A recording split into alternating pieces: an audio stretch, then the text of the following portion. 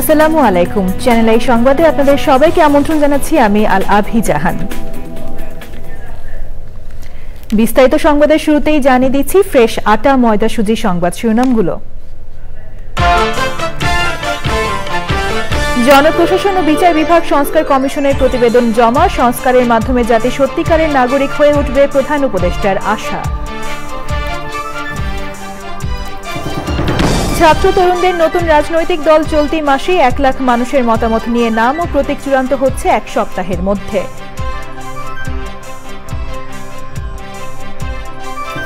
ঈশ্বরদীতে শেখ হাসিনাকে হত্যা চেষ্টা মামলায় মৃত্যুদণ্ডাদেশ পাওয়া 9 আসামি হাইকোর্টে খালাস, আদালতে হামলার শিকার সাংবাদিকদের ব্রিফিং বর্জন। আখিরি মোনাজাতে বিশ্ব মানবতার কল্যাণ ও দেশের শান্তি কামনা, টঙ্গীর তুরাগ তীরে বিশ্ব ইজতেমার দ্বিতীয় পর্বে লাখো মুসল্লির জমায়েত।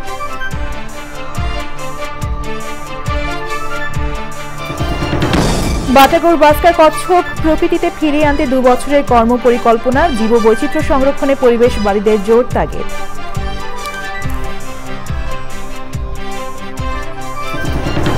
বিপিএল এর দ্বিতীয় কোয়ালিফায়ারে সন্ধ্যায় মুখোমুখি চিটাগং কিংস ফরচুন বরিশাল, তামিমের বরিশালে টানা দ্বিতীয়বারের মতো ফাইনালে ওঠার সম্ভাবনা।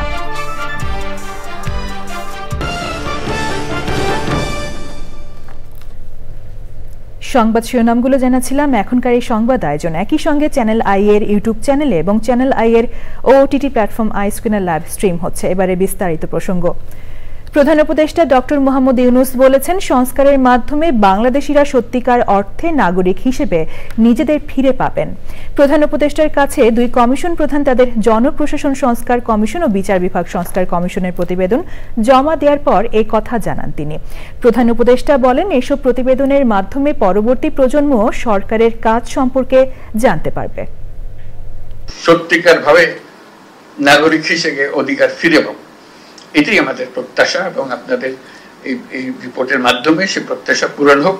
কারণ আমরা মনে করছি আমাদের এখানে আমাদের মাথা নাড়ছি, আমাদের ভালো লাগছে, সবাই যেন এটা মাথা নাড়ে, যেটা ঠিক কথা বলেছেন, আমাদের তো প্রাণের কথাটা বলেছেন। কারণ আমি তো ভুক্তভোগী, আমাদের তো পণ্ডিত হতে হবে না এটা বোঝার জন্য, অন্য জিনিসে পণ্ডিত হতে হবে। আমি যখন সংবিধান নিয়ে বসি সেটা পণ্ডিত হতে হবে, কিন্তু এটা তো পণ্ডিত হওয়ার দরকার নেই। এটা আমার সঙ্গে কথাবার্তা, আমাকে যে হেয় প্রতিপন্ন করে প্রতিদিন, এটার থেকে আমাকে মুক্তি দেবে, এটার আশার কথাটা আপনারা বলেছেন। আশা করি আমরা এটা সবাই একান্ত মনে এটা গ্রহণ করবে এবং বাস্তবায়ন করবে। আপনাদের প্রজ্ঞা, আপনাদের অভিজ্ঞতা, আপনাদের একাডেমিক জ্ঞান সবকিছু সংক্ষিপ্ত সার করে এখানে রিপোর্ট এসছে এবং আপনারা বহুজনের সঙ্গে কথা বলেছেন, সেগুলো একত্র হয়ে এখানে এসছে। এটা বাংলাদেশের ইতিহাসের একটা স্মরণীয় পুস্তক, এটা থেকে যাবে। এটা আমরা কি করলাম না করলাম ভবিষ্যৎ প্রজন্ম আমাদেরকে এটা নিয়ে বিচার করবে। আপনাদের তো পেয়েছিলেন, আমরা করেন না কেন, তো বলতে পারবে। বৈষম্য বিরোধী ছাত্র আন্দোলনের আহ্বায়ক হাসনাত আব্দুল্লাহ বলেছেন, চলতি মাসেই তাদের নতুন রাজনৈতিক দল গঠিত হবে, আর এ দল কোনো নির্দিষ্ট গোষ্ঠী বা আদর্শের হবে না। নতুন দলের কাছে জনগণের প্রত্যাশা, দলের নাম ও প্রতীক কি হবে তা জানতে 1 লাখ মানুষের মতামত নেবে বৈষম্য বিরোধী ছাত্র আন্দোলন ও জাতীয় নাগরিক কমিটি। তাফিমুল ইসলামের রিপোর্ট। ছাত্র ও তরুণদের নেতৃত্বে নতুন রাজনৈতিক দল গঠনে জনমত সংগ্রহে সপ্তাহব্যাপী কর্মসূচি নিয়ে বৈষম্য বিরোধী ছাত্র আন্দোলন ও নাগরিক কমিটির এই সংবাদ সম্মেলন। জনগণের মতামতের ভিত্তিতে নতুন দল ঘোষণা হবে বলে জানিয়েছেন বৈষম্য বিরোধী ছাত্র আন্দোলনের আহ্বায়ক হাসনাত আব্দুল্লাহ। দল গঠনের আগে কর্মসূচি ঘোষণা করেন তিনি। সক্রিয়ভাবে জনসাধারণের মতামত সংগ্রহ করতে এবং দেশের ভবিষ্যতের জন্য এটিকে অবশ্যই গ্রহণ করে সেটির বাস্তবায়ন করতে, শুধুমাত্র তাত্ত্বিকতা নয় বরং সেটিকে বাস্তবায়ন করতে, অগ্রাধিকারগুলো নির্ধারণ করতে বৈষম্য বিরোধী ছাত্র আন্দোলন এবং জাতীয় নাগরিক কমিটি দেশব্যাপী জনমত গ্রহণের প্রক্রিয়া শুরু করেছে। নাগরিক কমিটির আহ্বায়ক নাসির উদ্দিন পাটোয়ারি বলেন, 54 বছরে রাজনৈতিক দলগুলো জনগণের যে প্রত্যাশা পূরণ করতে পারেনি তা পূরণে কাজ করবে নতুন রাজনৈতিক দল। 53 বছরে আমাদের যে রাজনৈতিক দলগুলোর সংস্কৃতি রয়েছে, সেই সংস্কৃতির জায়গা থেকে তারা ব্যর্থ হচ্ছে। যে নতুন রাজনৈতিক দলটা আসবে সে জায়গাটা থেকে সংস্কৃতিটাও নতুন হবে। বৈষম্য বিরোধী ছাত্র আন্দোলন এবং জাতীয় নাগরিক কমিটি বিপ্লবের আকাঙ্ক্ষা বাস্তবায়নে স্বতন্ত্রভাবে কার্যক্রম পরিচালনা করবে বলে সংবাদ সম্মেলনে জানানো হয়। Tafhimul Islam, channel I, Dhaka. পুঁজিবাজার নিয়ন্ত্রক সংস্থা Bangladesh securities and exchange commission বিএসইসির সাবেক চেয়ারম্যান শিবলি রুবায়াতুল ইসলামকে গ্রেপ্তার করেছে ঢাকা মহানগর গোয়েন্দা পুলিশ। মঙ্গলবার রাত 10:30টার দিকে দুদকের একটি মামলায় রাজধানীর ধানমন্ডি থেকে তাকে গ্রেপ্তার করা হয় বলে নিশ্চিত করেছেন ডিবি প্রধান রেজাউল করিম মল্লিক। ঢাকা বিশ্ববিদ্যালয়ের ব্যাংকিং অ্যান্ড ইন্স্যুরেন্স বিভাগের অধ্যাপক শিবলি রুবায়াত 2020 সালের 17 মে প্রথম দফায় বিএসইসির চেয়ারম্যানের দায়িত্ব পান। 4 বছর দায়িত্ব পালনের পর পুনর্নিয়োগ পেয়ে গত বছরের 16 মে তিনি আবার বিএসইসির চেয়ারম্যানের দায়িত্ব গ্রহণ করেন। এই সময় শেয়ার বাজারে লুটপাটে সহায়তা করে অবৈধ সম্পদ অর্জনের অভিযোগে সম্প্রতি তার পাসপোর্ট বাতিল করে স্বরাষ্ট্র মন্ত্রণালয়। দুদকের আবেদনের প্রেক্ষিতে শিবলি রুবায়াতের বিদেশ যাত্রায় গত 9 অক্টোবর নিষেধাজ্ঞা দেন আদালত। ছাত্র জনতার অভ্যুত্থানে আওয়ামী লীগ সরকারের পতনের পর গত বছরের 10ই আগস্ট বিএসইসির চেয়ারম্যানের পদ থেকে পদত্যাগ করেন শিবলি রুবায়াত। এরপর তিনি ঢাকা বিশ্ববিদ্যালয়ের নিজ বিভাগে ফিরে যান।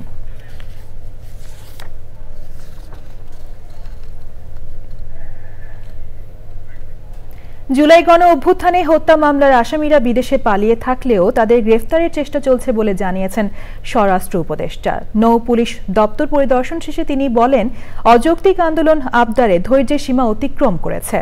শেখ হাসিনা সহ আন্তর্জাতিক অপরাধ ট্রাইব্যুনালের কয়েকজন আসামির বিষয়ে ইন্টারপোলের মাধ্যমে রেড নোটিশ জারির অনুরোধ জানানো হয়েছে বলে জানান পুলিশের মহাপরিদর্শক মইনুল হাসানের রিপোর্ট।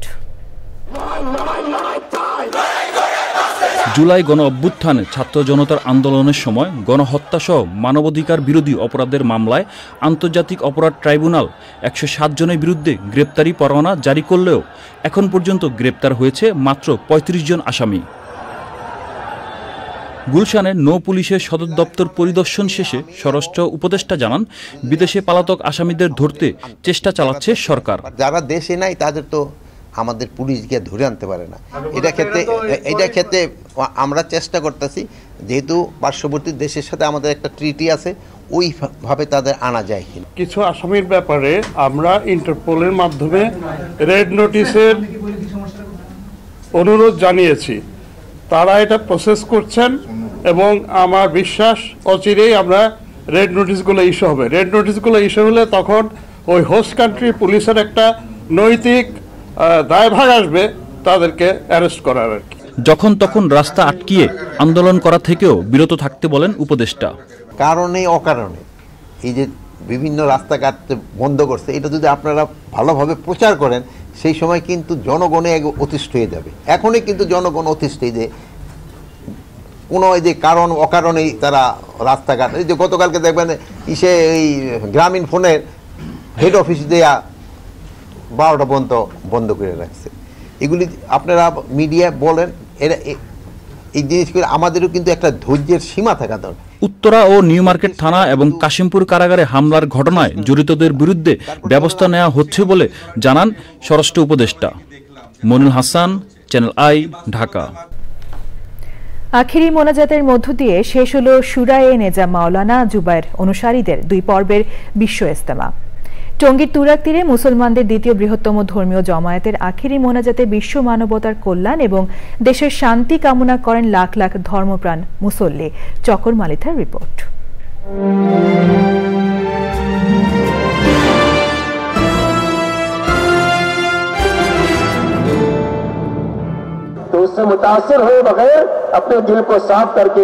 এভাবেই হাজারো মুসল্লির সমবেত ধ্বনিতে মুখর হয়ে ওঠে টঙ্গীর তুরাগ তীর। ইচ্ছাকৃত ও অনিচ্ছাকৃত সব গুনাহ মাফ করে দিতে মহান আল্লাহর কাছে কান্নাকাটি করেন মাওলানা জুবায়ের। সকালে সমাপনী ও হেদায়েতি বয়ানের পর আখেরি মোনাজাতে দুহাত তোলেন মাঠের মুসল্লি ছাড়াও আশেপাশের অনেকেই।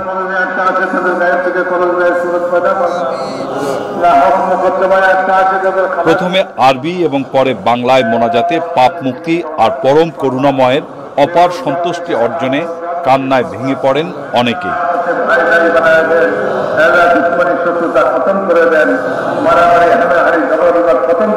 দীর্ঘ মোনাজাতে মাওলানা জুবায়েরও কান্নাজড়িত কণ্ঠে ক্ষমা চান মহান আল্লাহ রব্বুল আলামিনের দরবারে।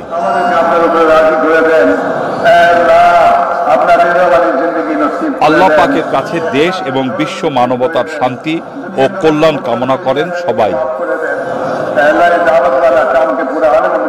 14 ফেব্রুয়ারি শুক্রবার থেকে আবার শুরু হচ্ছে মৌলানা সাদপন্থীদের বিশ্ব ইজতেমা। বিশ্ব ইজতেমার আখেরি মোনাজাতে লাখ লাখ মুমিন মুসলমান দুহাত তুলে আল্লাহর কাছে নিজের হেফাজতের জন্য দোয়া চাইলেন, মুসলিম উম্মার হেফাজতের জন্য দোয়া চাইলেন সারা পৃথিবীর সমস্ত মানব জাতির জন্য। চকর মালিথা, চ্যানেল আই, বিশ্ব ইজতেমা, টঙ্গী। 3 দশক আগে পাবনার ঈশ্বরদী রেল স্টেশনের সাবেক প্রধানমন্ত্রী শেখ হাসিনাকে হত্যা চেষ্টা মামলায় মৃত্যুদণ্ডাদেশ পাওয়া 9 আসামিকে খালাস দিয়েছেন হাইকোর্ট। তবে এই মামলার সংবাদ সংগ্রহ করতে গিয়ে বিএনপি নেতাকর্মীদের হামলায় এক সাংবাদিক গুরুতর আহত হয়। ব্রিফিং বর্জন করেন সাংবাদিকরা। মাজহারুল হক মান্নার রিপোর্ট। তৎকালীন বিরোধী দলীয় নেতা ও সাবেক প্রধানমন্ত্রী শেখ হাসিনা 1994 সালের 23 সেপ্টেম্বর রূপসা এক্সপ্রেস ট্রেনে খুলনা থেকে সৈয়দপুর যাচ্ছিলেন। পথে সভা করার কথা থাকলেও বিএনপি নেতা জাকারিয়া পিন্টুর নেতৃত্বে মামলার অন্যান্য আসামিরা শেখ হাসিনাকে হত্যার উদ্দেশ্যে ঈশ্বরদী স্টেশন এলাকায় ট্রেনে গুলি ও বোমা বর্ষণ করার অভিযোগে ঈশ্বরদী জিআরপি থানার ওসি বাদী হয়ে মামলা করেন। পরে 1997 সালের 3রা এপ্রিল 52 জনের বিরুদ্ধে আদালতে চার্জশিট দেয় সিআইডি। 2019 সালে 3রা জুলাই জাকারিয়া পিন্টু সহ 9 জনকে মৃত্যুদণ্ডাদেশ দেন বিচারিক আদালত। সেই সঙ্গে 25 জনকে যাবজ্জীবন এবং 13 জনকে 10 বছর করে কারাদণ্ডাদেশ দেওয়া হয়। পরে মৃত্যুদণ্ডাদেশ প্রাপ্ত আসামিদের আপিল ও ডেথ রেফারেন্সের শুনানি শেষে বিচারপতি মোহাম্মদ মাহবুব উল ইসলামের নেতৃত্বাধীন বেঞ্চ ওই রায় দেন। রায়ে হাইকোর্ট বলেছেন, বিচারিক আদালতের দেওয়া রায় বিদ্বেষমূলক ও পক্ষপাত দুষ্ট।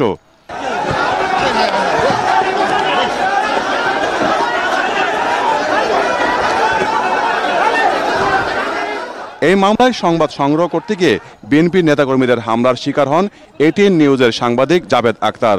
পরে এর প্রতিবাদে সংবাদ সম্মেলন বর্জন করেন সাংবাদিকরা।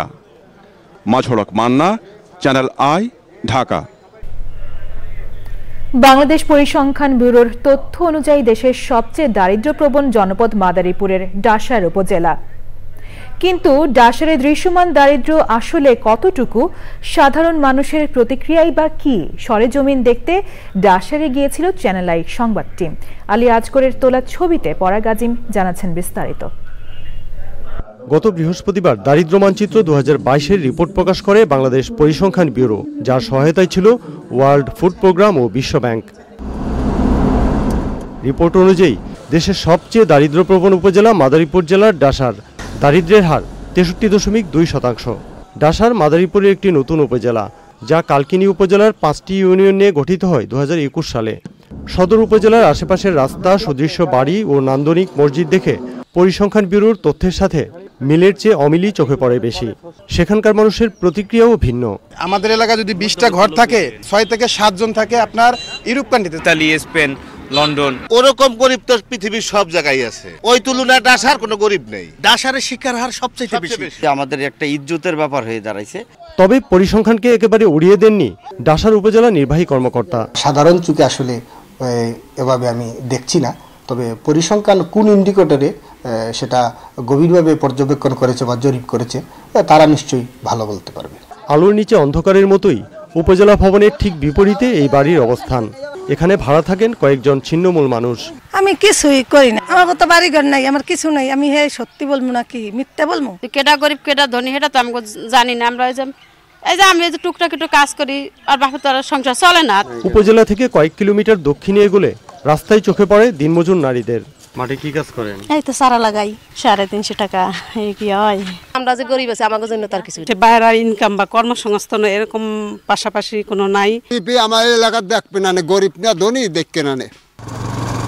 কিছুটা দূরে নবগ্রাম ইউনিয়নের চলবল গ্রাম। বিলের এই গ্রাম সহ আরো কয়েকটি গ্রামে চাষের জমিতে পানি থাকে বছরের বেশিরভাগ সময়। খরচা সাইড যদি জমি ধান লাগায়, আবার ধান আস্তে আস্তে পানি করবে, তলাই যাবে। এক ফসল হয় তাও তো ঠিক মতো হইতেছে না। এই জায়গা যদি আমাকে 2 ফসল হইতো তাহলে আমরা একটু আয় উন্নতি হইতো। একটা সুইচ গেট হইলে কয়েক হাজার হেক্টর জায়গা উপকৃত হবে। এখানকার মানুষদের বেশিরভাগই কৃষক, তাই এক ফসলি জমি চাষে তাদের উন্নতিও কম। পাশাপাশি আছে বেকারত্ব। দারিদ্র্য পরিমাপে এই বিষয়টিও রাখছে বড় ভূমিকা। পরাগ আজিম, চ্যানেল আই, নবগ্রাম, ডাসার, মাদারীপুর। জাতীয় গ্রন্থাগার দিবস আজ। পুরোদমে এগিয়ে চলেছে শাহবাগের কেন্দ্রীয় গণগ্রন্থাগারের নতুন ভবন নির্মাণ কাজ। ডিজিটাল লাইব্রেরি, শিশু প্রবীণ ও বিশেষ চাহিদা সম্পন্নদের জন্য আলাদা অধ্যয়নের ব্যবস্থা সহ অত্যাধুনিক সুবিধা থাকছে নির্মাণাধীন নতুন ভবনে। এর নির্মাণ শৈলী ও নান্দনিকতা মুগ্ধ করার পাশাপাশি মানুষকে বইয়ের প্রতি আগ্রহী করে তুলবে বলে মনে করছেন সংশ্লিষ্টরা। চলতি বছরে প্রকল্পের কাজ শেষ হবে বলে আশা করছে গণপূর্ত অধিদপ্তর। নাজিব বেগের রিপোর্ট। 1954 সালের 5 ফেব্রুয়ারি রাজধানীর শাহবাগে ভিত্তিপ্রস্তর স্থাপন করা হয় কেন্দ্রীয় গণগ্রন্থাগারের। গণগ্রন্থাগার শুধু বইয়ের সমাহার নয়, বইপ্রেমীদের মিলনক্ষেত্র হয়ে ওঠে, পরিণত হয় মেধা ও মননের চর্চা কেন্দ্র। সার্বিক উৎকর্ষতা বাড়াতে আধুনিকায়ন করা হচ্ছে শাহবাগের গণগ্রন্থাগার। নির্মাণাধীন ভবনে সাধারণ লাইব্রেরির পাশাপাশি থাকবে ডিজিটাল লাইব্রেরি, থাকছে সায়েন্স ও রেফারেন্স রিডিং রুম। শিশু, বৃদ্ধ এবং বিশেষ চাহিদা সম্পন্নদের পড়ার সুবিধায় থাকছে আলাদা ব্যবস্থা। একই সাথে অধ্যয়ন করতে পারবেন প্রায় 2000 মানুষ। ভবনের নকশা করেছে ডিকন ও কিউব ইনসাইট।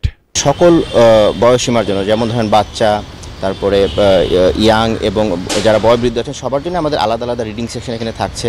অলসো আমাদের department wise like science, history এই ধরনের এবং আর্ট, এগুলো নিয়ে আমাদের রিডিং সেকশন, আর্কাইভ অ্যান্ড এই ব্যাপারগুলো এখানে থাকছে। বিশ্ব দরবারে যেন বাংলাদেশের স্থাপত্য আইকনিক কিছু একটা দিতে পারে। যেহেতু এটা পাবলিক লাইব্রেরি, এটার অপরিসীম আমাদের শিক্ষাক্ষেত্রে বা অন্যান্য ক্ষেত্রে খুব বেশি, তো ওই জন্য আমরা চেষ্টা করেছি এটা যেন বিশ্ব দরবারে বাংলাদেশের স্থাপত্যের পক্ষ থেকে আইকনিক একটা স্ট্রাকচার হিসেবে থাকে। অডিটোরিয়াম করা হচ্ছে 3টি, থাকছে ডে কেয়ার সেন্টারও। গণ ব্যাপারটাকে আমরা এখানে এমফেসাইজ করেছি, যেন যে ডেমোক্রেটিক একটা বিল্ডিং, যে গণমানুষের বিল্ডিং, সেটাকে এখানে যেন সমস্ত দল মত নির্বিশেষে সমস্ত গণমানুষ যেন এখানে আসতে পারে, সবার কাছে যেন একটা ইনভাইটিং ক্যারেক্টার হয়, সেই কারণেই এই ডিজাইনটা আমরা ওইভাবেই করা হয়েছে। চলতি বছরের শেষে গণগ্রন্থাগারের নতুন ভবনের নির্মাণ কাজ শেষ করার আশা করছেন সংশ্লিষ্টরা। 9 তলার মধ্যে আমাদের 2টা বেসমেন্ট হয়ে গেছে এবং 9 তলা পর্যন্ত যেটা স্ট্রাকচার হওয়ার কথা, এর মধ্যে আমাদের 7টা ফ্লোর হয়ে গেছে। ঠিকাদারদের সঙ্গে আমরা বসেছিলাম, আমরা আশা করছি যে ডিসেম্বর 25-এর মধ্যে এটা আমরা শেষ করতে পারব। প্রকল্পের আওতায় অফিস ভবনের পাশাপাশি একটি আবাসিক ভবনও নির্মাণ করা হচ্ছে। নাজিব বেগ, চ্যানেল আই, ঢাকা।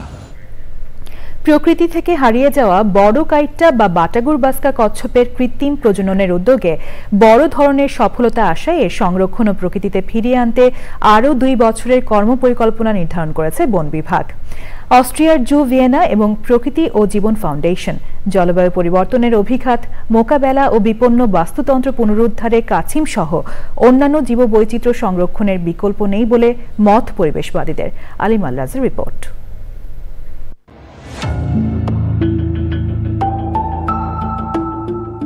শতাব্দীর পর শতাব্দী মাংসের জন্য নির্বিচার কচ্ছপ শিকার ও প্রকৃতি ধ্বংসে প্রকৃতি থেকে হারিয়ে গেছে অনেক প্রজাতির কচ্ছপ।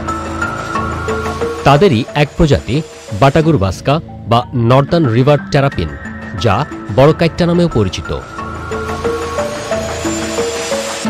প্রকৃতির সংরক্ষণে কাজ করা আন্তর্জাতিক সংগঠন আইইউসিএনের মহাবিপন্নের তালিকায় থাকা বাটাগুর বাস্কা সংরক্ষণ ও মুক্ত প্রকৃতিতে ফিরিয়ে আনতে 2012 সাল থেকে কাজ করে যাচ্ছে বন বিভাগ, অস্ট্রিয়া জু ভিয়েনা এবং প্রকৃতি ও জীবন ফাউন্ডেশন। সুন্দরবনের করমজলের বন্যপ্রাণী প্রজনন কেন্দ্র ও গাজীপুরের ভাওয়াল জাতীয় উদ্যানে নিবিড় পরিচর্যায় বর্তমানে বাটাগুর বাস্কার সংখ্যা দাঁড়িয়েছে প্রায় 500। এই কাজ চলমান থাকবে, একবারে তো বেশি সময় ধরে করা যায় না, তবে 2 বছর পরে প্রয়োজন বোধে এটিকে বৃদ্ধি করা যাবে। বৈজ্ঞানিক বিষয়গুলো, গবেষণাধর্মী বিষয়গুলোর জন্য কিন্তু গবেষণা কাজের ভীষণ প্রয়োজন, এবং সেই কারণে প্রকৃতি ও জীবন ফাউন্ডেশন এগিয়ে এসছে বন অধিদপ্তরের সাথে একসাথে কাজ করার জন্য। রেয়ারিং হচ্ছে, ব্রিডিং হচ্ছে এবং সুন্দরবনের আরও প্রায় 16টি পুকুরে কিন্তু আমরা এটি ছেড়েছি।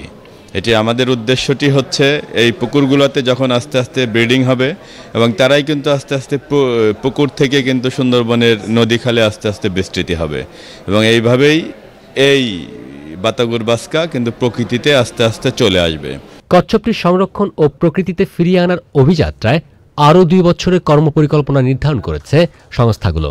এখানে জু ভিয়েনা, বন বিভাগ এবং আমরা প্রকৃতিজন ফাউন্ডেশন একসাথে মিলে এই কাজটিকে এগিয়ে নিয়ে যাচ্ছে এবং ক্যাপটিভ কনজারভেশনে প্রচুর বাটাগুর বাস্কার নতুন প্রজন্ম এসছে এবং বেশ কিছু সংখ্যা কিন্তু বেশ এখন একটা ভালো বয়সে চলে আসছে এবং তাদের আমরা ট্রান্সমিটার লাগিয়ে আমাদের এই সুন্দরবনের নদীতে ছেড়েছি আগে এবং আবারও ছাড়া হবে।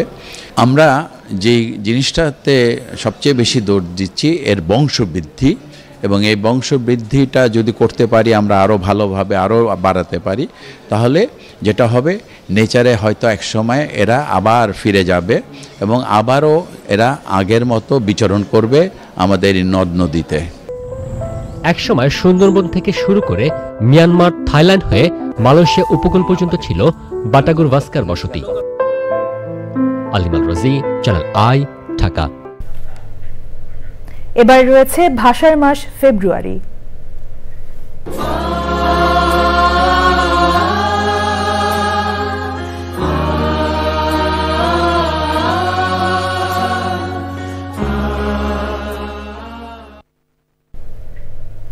দেশে বাংলা ভাষার পর সবচেয়ে বেশি চর্চা হয় ইংরেজি ভাষার।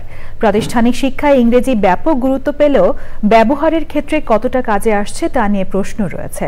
মানব সম্পদ ব্যবস্থাপকরা বলছেন, ইংরেজিতে দক্ষতা না থাকায় তরুণরা ক্যারিয়ারে পিছিয়ে পড়ছে। এর জন্য শিক্ষা পদ্ধতিতে গলদ দেখছেন সংশ্লিষ্টরা। লুৎফুর রহমান সোহাগের রিপোর্ট। বাংলাদেশের শিক্ষা জীবনের শুরু থেকেই একজন শিক্ষার্থীকে যেসব বিষয়ে সর্বোচ্চ গুরুত্ব দিতে হয় তার একটি ইংরেজি। শ্রেণীকক্ষে বছরের পর বছর যেভাবে বিষয়টি পড়ানো হচ্ছে তাতে ভাষা হিসেবে ইংরেজিকে কতটা জানা যাচ্ছে তা নিয়েও প্রশ্ন রয়েছে। ফলে বাংলাদেশের বহু তরুণকে উচ্চশিক্ষা কিংবা ভালো চাকরির জন্য বেসরকারি বিশ্ববিদ্যালয়ের এই শিক্ষার্থীর মতো আলাদা করে ইংরেজি শেখার প্রশিক্ষণ কেন্দ্রে যেতে হচ্ছে। আমাদের গ্রামাটিক্যাল পড়ানো হচ্ছে। আমাদের যে ইংলিশ একটা ল্যাঙ্গুয়েজ, সেটাতে আমরা কথা বলতে পারি এবং ইংলিশ ল্যাঙ্গুয়েজে সহজভাবে যে টিচাররা উপস্থাপন করবে সে বিষয়ে অনেক টিচারদের অনেক ল্যাকিং আছে। নিয়োগদাতারা জানালেন, ফল নির্ভর ইংরেজি শেখার পদ্ধতি চাকরির বাজারে তরুণদের পিছিয়ে দিচ্ছে। Please say something about this. বলতে পারে না, আই অ্যাম, এই একটা প্রবলেম আর কি। তাদের যে ক্যাপাসিটি চাকরি পাচ্ছে, শুধুমাত্র এই প্রেজেন্টেশন যদি ভালো পারে, ইংলিশে একটু কথা বলতে পারে, তার স্যালারিটা কিন্তু একটু বাড়িয়ে নিয়ে অবশ্যই সম্ভব।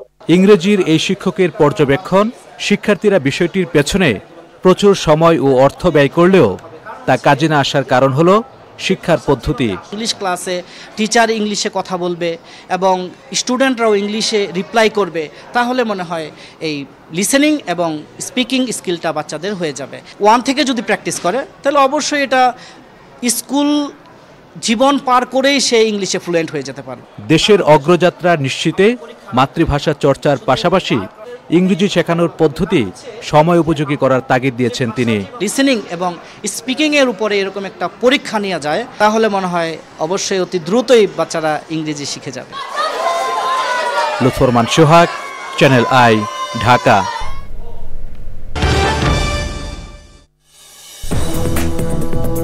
বিরতির পর আবারও আমন্ত্রণ জানাচ্ছি। গাজীপুরের কালীগঞ্জে সবজি বোঝাই পিকআপ নিয়ন্ত্রণ হারিয়ে উল্টে খাদে পড়ে 3 জন নিহত হয়েছেন। নিহতরা সবাই সবজি ব্যবসায়ী বলে জানিয়েছে পুলিশ, তবে তাৎক্ষণিকভাবে তাদের বিস্তারিত পরিচয় জানা যায়নি। বুধবার সকাল 6:30টার দিকে জেলার কালীগঞ্জ উপজেলার আজমতপুর ইটাখোলা আঞ্চলিক মহাসড়কের নোয়াপাড়া হরিদেবপুর এলাকায় এই দুর্ঘটনা ঘটে। কালীগঞ্জ থানার ভারপ্রাপ্ত কর্মকর্তা মোহাম্মদ আলাউদ্দিন তথ্যটি নিশ্চিত করেছেন। তিনি বলেন, সিলেট থেকে কাঁচামাল নিয়ে একটি পিকআপ ভ্যান গাজীপুরের কালীগঞ্জের আজমতপুর ইটাখোলা আঞ্চলিক সড়কে নিয়ন্ত্রণ হারিয়ে পাশের খালে পড়ে যায়। এতে ঘটনাস্থলেই 3 জন নিহত হয়। বিনা নোটিশে উচ্ছেদ অভিযানের প্রতিবাদে উত্তরাঞ্চলের সব পেট্রোল পাম্প অনির্দিষ্টকালের জন্য বন্ধ করে ধর্মঘট করছেন রাজশাহী বিভাগের সংশ্লিষ্ট খাতের মালিক শ্রমিক ঐক্য পরিষদ। বুধবার সকাল ৮টা থেকে সব ধরনের জ্বালানি তেল উত্তোলন ও বিপণন বন্ধ রেখেছে তারা।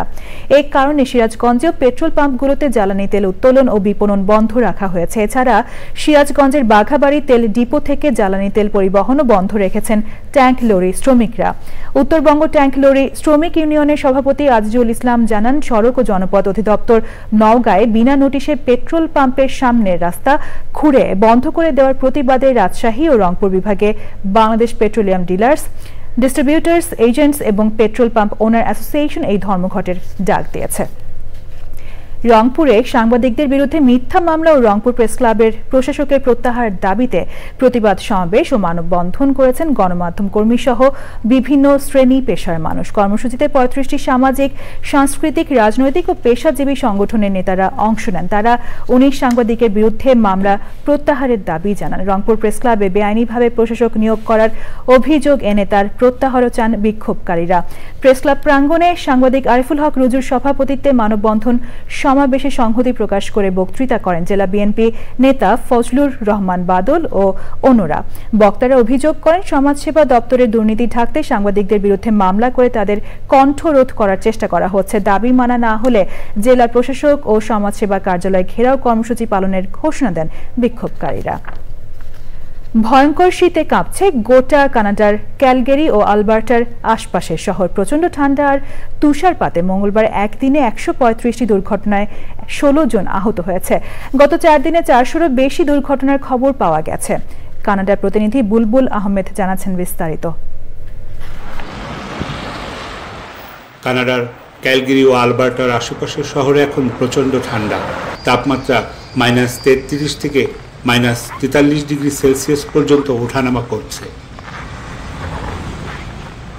প্রচণ্ড ঠান্ডা আবহাওয়ায় বিলম্বিত হচ্ছে বিমানের নির্ধারিত ফ্লাইট। বরফের আস্তরণে ছেয়ে গেছে সড়ক। গত ৪ দিনে ক্যালগেরি সিটি ও এর আশেপাশের এলাকায় ৪০০রও বেশি দুর্ঘটনার খবর পাওয়া গেছে। তুষারের কারণে ক্যালগেরির গণপরিবহন বাস চলাচলে ব্যাঘাত ঘটছে। জনগণকে সতর্কতার মাধ্যমে চলাচলের নির্দেশ দিচ্ছে স্থানীয় সংবাদ মাধ্যমগুলো। সপ্তাহের শেষ দিন পর্যন্ত তীব্র ঠান্ডা থাকবে বলছে দেশটির আবহাওয়া বিভাগ। কানাডার ক্যালগেরি থেকে আহসান রাজীব, বুলবুল, চ্যানেল আই। ফিলিস্তিনিদের গাজা থেকে অন্যত্র সরিয়ে নেওয়ার পরিকল্পনার পর এবার যুদ্ধবিধ্বস্ত গাজার নিয়ন্ত্রণ নিয়ে উপত্যকাটি অর্থনৈতিকভাবে উন্নত করতে চায় যুক্তরাষ্ট্র। ইসরায়েলের প্রধানমন্ত্রী বেনিয়ামিন নেতানিয়াহুর সঙ্গে যৌথ সংবাদ সম্মেলনে ট্রাম্প এই পরিকল্পনার কথা জানান। ট্রাম্প ঘোষণায় বলেন, ফিলিস্তিনিদের পুনর্বাসন করতে হবে।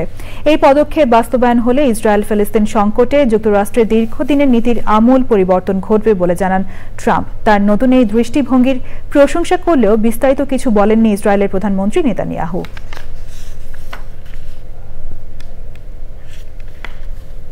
সুইডেনের পশ্চিমাঞ্চলের ওরেব্রো শহরে একটি স্কুলে বন্দুক হামলায় ১০ জন নিহত হয়েছেন। আহত হয়েছেন ৫ জন। নিহতদের মধ্যে হামলাকারীও রয়েছে বলে ধারণা করছে পুলিশ।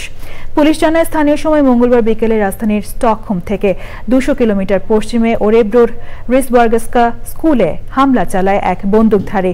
তিনি একাই এই ঘটনা ঘটিয়েছেন বলে ধারণা করা হচ্ছে। তবে কি কারণে গুলির ঘটনা ঘটেছে তা জানাতে পারেনি পুলিশ।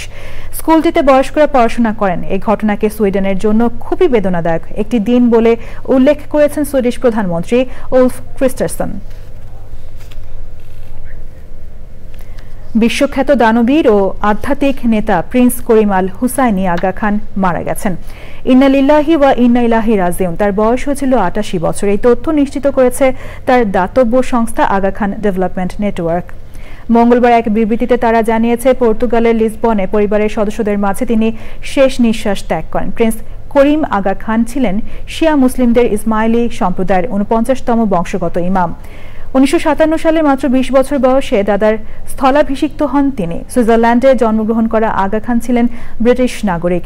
তিনি ফ্রান্সের একটি প্রাসাদে থাকতেন। দীর্ঘদিনের বন্ধুর মৃত্যুতে শোক প্রকাশ করেছেন ব্রিটেনের রাজা চার্লস। এবার রয়েছে নিটোল টাটা কৃষি সংবাদ।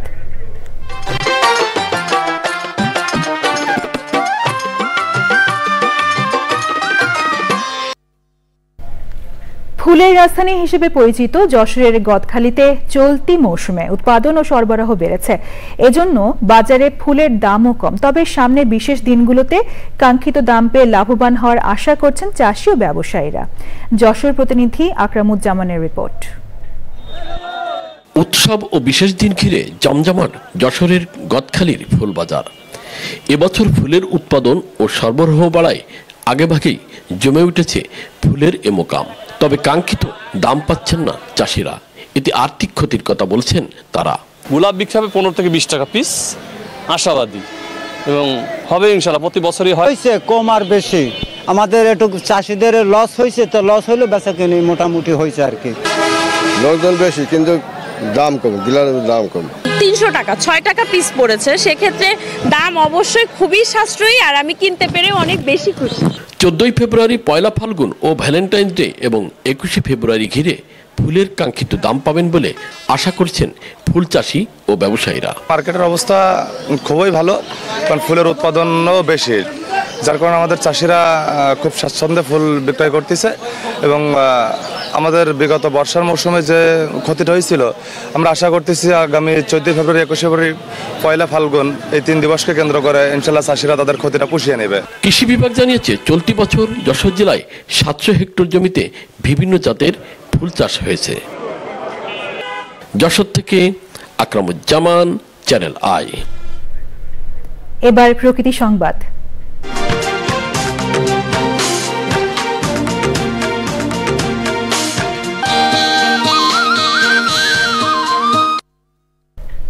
কক্সবাজারে রয়েছে ক্রীড়া পর্যটনের অপার সম্ভাবনা। আন্তর্জাতিক মানের ক্রিকেট স্টেডিয়ামের পাশাপাশি সমুদ্র সৈকতেও বছর জুড়ে ক্রীড়াভিত্তিক নানা আয়োজনের সুযোগ রয়েছে এখানে।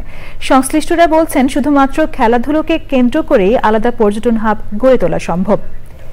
এরই মধ্যে ক্রীড়াবান্ধব পর্যটন গড়ে তুলতে কাজ করছে জেলা প্রশাসনও। নুরুল আলমের ভিডিও চিত্রে সরোয়ার আজম মানিকের রিপোর্ট। পর্যটন নগরী কক্সবাজার, যেখানে রয়েছে অসীম সমুদ্র, নীল জলরাশি, উন্মুক্ত আর পাহাড়ি সৌন্দর্য মণ্ডিত বিশ্বের দীর্ঘতম সমুদ্র সৈকত।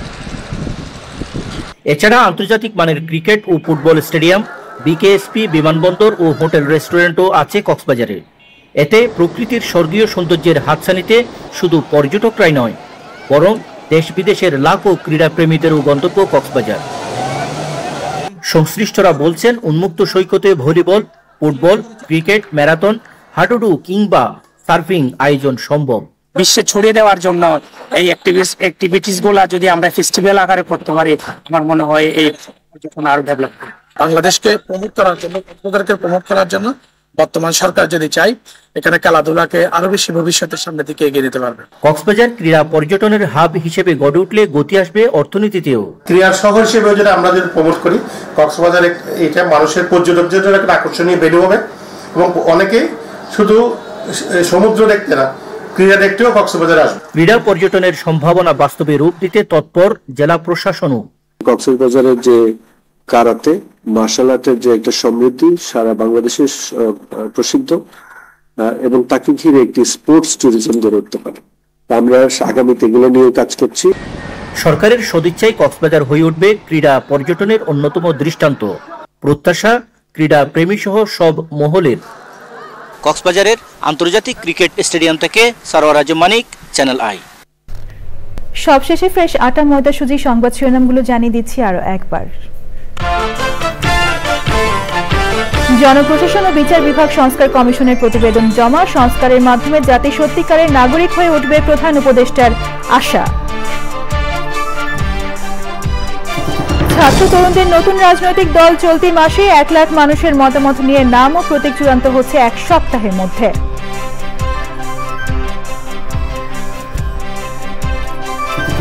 ঈশ্বর দিতে শেখ হাসিনাকে হত্যা চেষ্টা মামলায় মৃত্যুদণ্ডাদেশ পাওয়া 9 আসামি হাইকোর্টে খালাস। আদালতে হামলা শিকার, সাংবাদিকদের ব্রিফিং বর্জন।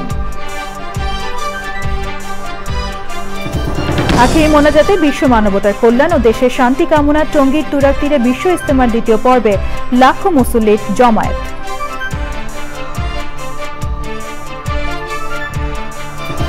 বাটাগোর বাস্কা কচ্ছপ প্রকৃতিতে ফিরিয়ে আনতে 2 বছরের কর্ম পরিকল্পনা। জীববৈচিত্র্য সংরক্ষণে পরিবেশবাদীদের জোর তাগিদ।